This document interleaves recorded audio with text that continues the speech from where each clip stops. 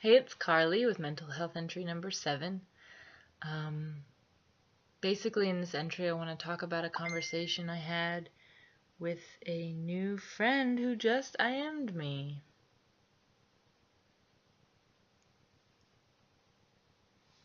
Oh my god. I think I want to read this. What a cool person this person is. I said, blessed and so thankful for today's surprise, because we got together and talked for like 2 to 3 hours at random. I didn't really know him, and now we're like friends. He says, we stood on a precipice together today and looked out over the sky and the valley of creation, his and ours, and saw it anew and saw it good. Our conversation was the sweet breeze and the warm sunlight and our gentle epiphany, the green valley and the blue sky and the vast and mysterious horizon. This was our shared delight today, for which I'm grateful and peacefully euphoric.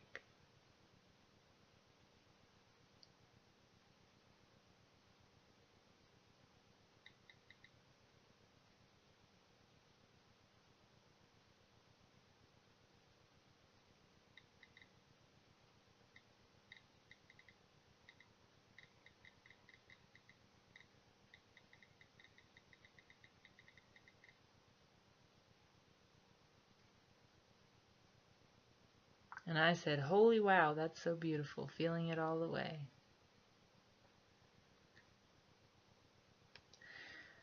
So, amazing person enters my life, and my friend had prayed last night that I would have a surprise today, and he was definitely my surprise. He's an older gentleman, not like old, elderly, but like a dad's kind of age, but he's young at heart, and he doesn't judge, so I didn't feel like it was like a father talking to a daughter. It was like a friend and a soul talking to another friend and soul. And we covered all kinds of topics, but at one point I got to my mental health and depression, and it turns out that he struggled with depression too. And he just gave me some amazing, amazing advice. I feel like it's going to change my life, this one conversation. And I just want to kind of spill it here for the record. For me, no one may watch these videos but me. And I need to hear this so many times. So, I'll just go with as they come to me, the thoughts and the things we discussed. But one thing was your depression, to view it as beautiful because it's part of who you are. And I talked about the scale 1 to 100, like to view the whole scale as beautiful, not ugly to beautiful, but like all of me and all my emotions are beautiful because they are me, part of me. And so that was a real confirmation. It's what another friend's been telling me too, and my sister. It's like, if I am bipolar, it's not a mental illness for me. Now, if that's how it needs to be categorized for someone who has it more severely, again, I think I would have like bipolar 2, not the severe case, then I understand. And this is just my journey, and I really see the whole spectrum as something beautiful and something that's mine. And this friend tonight was saying, so many artists have those dark times, and that's where the creativity comes from. The range, the scale, taking emotions to the extreme. He even mentioned how so many have committed suicide, and that actually came up for some reason. Oh, in one of the documentaries, and kind of stuck with me, and I was like, they really suffered. I mean, I don't think most anyone actually wants to take their own life, but they leave because of the immensity of feeling, of suffering, of whatever it is, and the immensity that you feel with it. So basically he was saying, take your dark place and give it a stage. Like, because I was saying how I like to dance, and he's like, give it a stage so that it can dance on, and really live it and be it. But have this observer who is actually in control. So the low stages can never take over control. You never feel out of control. You're always allowing it to be there. And that puts you in the control spot, because you're saying, I am allowing you to be depressed. I am allowing my thoughts to go to the deep depths. They are on the stage that I have made for them. They're not going to go outside the stage, and you have control in that way by allowing. And it's not this resisting tug of war victim thing. And I immediately thought of my idea to make dark and light paintings. This idea just came to me in the past month or two, and it was like to make a painting that's really kind of dark, right? And then paint right in there with it this beautiful light happiness. Because that's what I feel a lot of the times. Like I'm both. I'm all of it. And, to show maybe even like a scene of war and horridness and then a scene of happiness and like the same scene. That kind of thing. I don't know if I'd go that far, but that's the feeling behind it. You're just like, oh, and the same thing. And they're very much not like on two separate sides of the painting. They're like together. They're like one thing. So I was thinking about the journal. I've been doing a drawing journal, basically. I write in it too sometimes, but it's, it's like a sketch journal, and I'm sketching my journal entries. And so I've been doing a lot of like dark pictures and writing, all the negative thoughts out, and it really helps. And I was kind of thinking that's confirmation. That's my playground that I've been giving my depression, and even these entries are kind of like my way of controlling it and saying, here, you can talk about it in a video, It doesn't have to be alone in your head. You're getting it out there. Anyone could see it if they wanted to. So, wow, that was amazing. Another thing, I think one of the, well, it's all life-changing, but one of the real big life-changing things is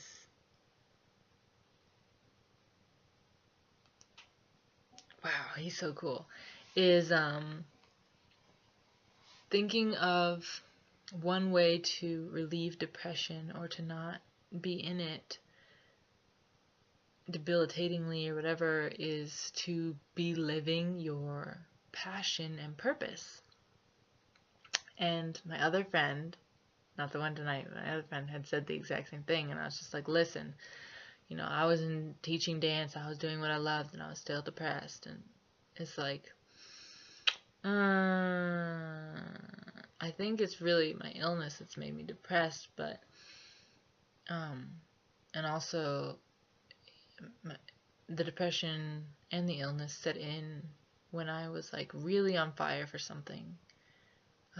When I was 19, I was gonna go join this like what my parents thought was like a cult. But I was like, it was my life, it was my passion, it was my purpose, and basically it was like squelched, and I kind of felt like a switch was turned off in me and it was never turned back on. Now I don't want anyone to watch this video, but that's one of my theories because it happened at the exact same time. And I'm glad I didn't take that path, honestly, but it affected me somehow. I felt stifled. And this new friend that I made tonight was saying he's an empath, big time, which is so great because I don't have to explain myself. I don't know if I said that earlier, but they just feel what I'm feeling. And he was like, yeah, he said a better phrase at first, and then I was like trying to correct him. We came up with basically hope contained. No, hope. Well, I don't know. It's like hope chained up. We had a good phrase, but that's basically what I feel like. It's like passion chained up in me, hope chained up in me. It's like it's been chained and it's still there, but I feel like it's squished. It's in a box. I've drawn pictures kind of similar. Where am I going with this? Oh, right. So, and that's kind of like depression. It's like your passion is like chained up, and it's like if I was doing my joy every day, all day, when would I have time to be depressed if those feelings were always flooding me, you know? And of course, no, not few, not the, everyone can sustain joy, even if you're doing what you love. I mean, eventually a lot of things become monotonous. Sorry I look kind of like foolish. I just came out of the shower. But, yeah. So we talked about what my joy was, and it was so enlightening. It was like he was describing these feelings, and so I was starting to feel them, and then I connected them to times. And one of those times was, well, a couple times that I've thrown parties. A party for my birthday this year and a party for my CD this year are the two that I was thinking of the most. They're the most recent. And I was just like, I love throwing parties. When I get to, throw them and they're my friends, and it's just, I feel this elation seeing people enjoy my creation of my party. And then I was talking about how I loved to teach dance, and he was like, well, what is it about that? And I was like,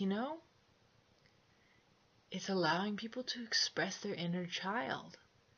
And then I was like, the parties, that's the same thing. Like, we're painting rocks, we're playing treasure hunt. Like, your inner child gets to come alive, and it's allowed to be and to express and to, interact. And it's the same with like dancing. I'd always love to do free dance, and I'd tell people, you can follow my choreography or not, just like let that inner child just play and express.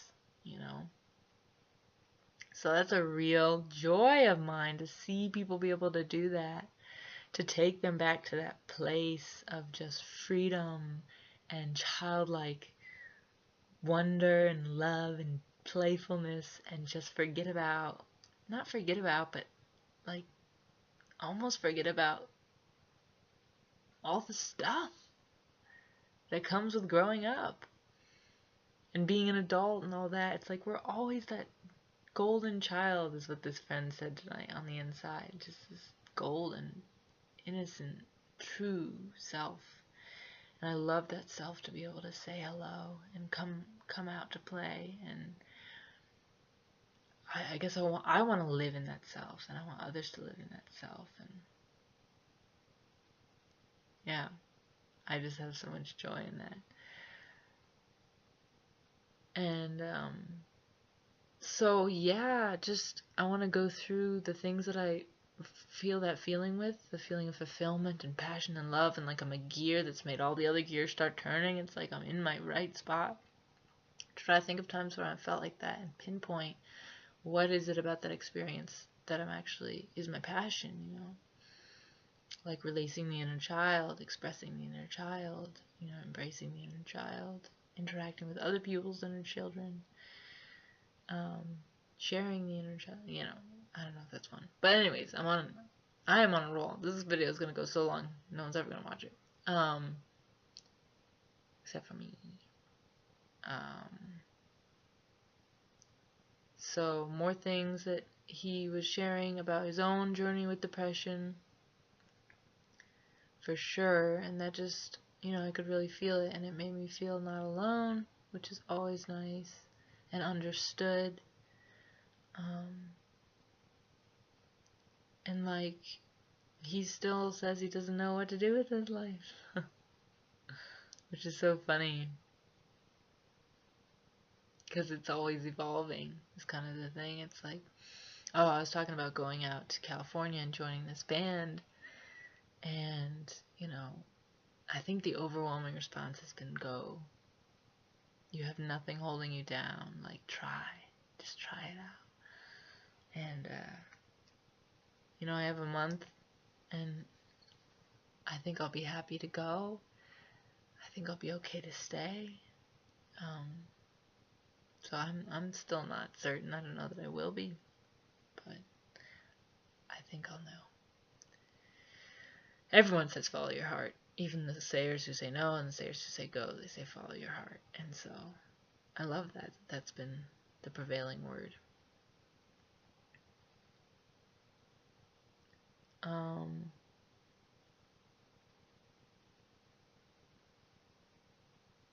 I'm thinking back to this conversation. It was just so fluid, like talking for hours. That doesn't happen with me and people so fluidly all the time. And it is really like that message I read from him in the beginning. It was like that. It was like everything was making sense and coming together, and all the things that all these people have been telling me this entire year were summed up in our conversation and put together in my mind and in my heart. And I'm just like, yeah,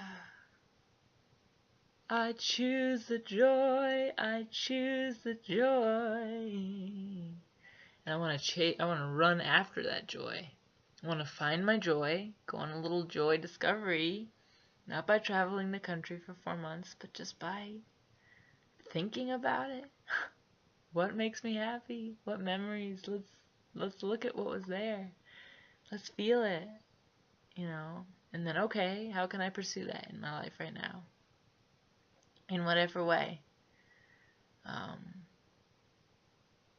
You know, there's always going to be that thing you're doing with your life. Like, if I stay here, it's Verizon. If I go there, it's the band. But you're infusing your passion, to bring your passion and infuse it into everything you do, to be doing it while you're doing anything else. I don't know. That would be a great gift. Or to just find out how to use your passion wherever you're planted, you know. You know, how can I release people's inner child if I'm part of a team, if I'm part of a band? You know, how can I encourage that?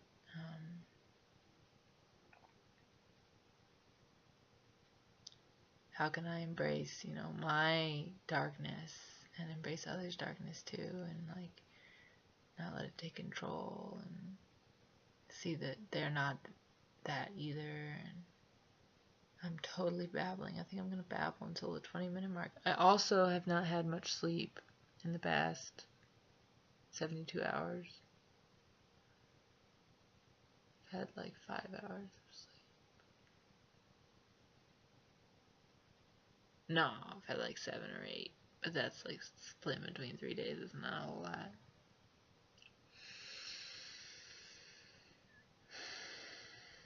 Man, I'm just so blessed. It's like,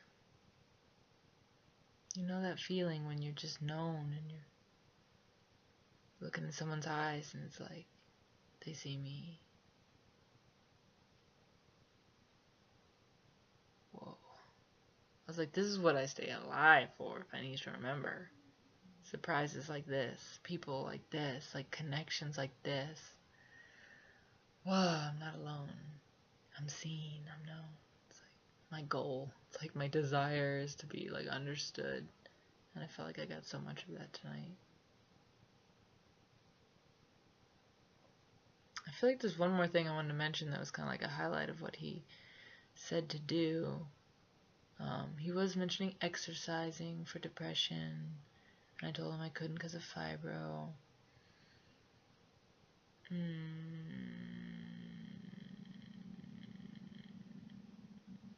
Oh, just that we're gonna stay in touch. And oh man, this love that we felt for each other was like no strings attached. We were just two people at different stages in life meeting to love on one another and encourage one another. I got to share a word picture with him, which blessed him. And you know, he heard me out too. It wasn't like like I said, he wasn't the teacher and I was the student. It was like we were both teaching and both students. And how cool of a like I want to be that adult. Oh my God, I want to be that adult. My whole life I want to be that person, the student and the teacher, but like mutually. Alright, it's getting to 20 minutes, y'all. So I'm going to close out and say thank you, God. I feel you. I felt you through another person today, and it felt really good. And And I breathe it in.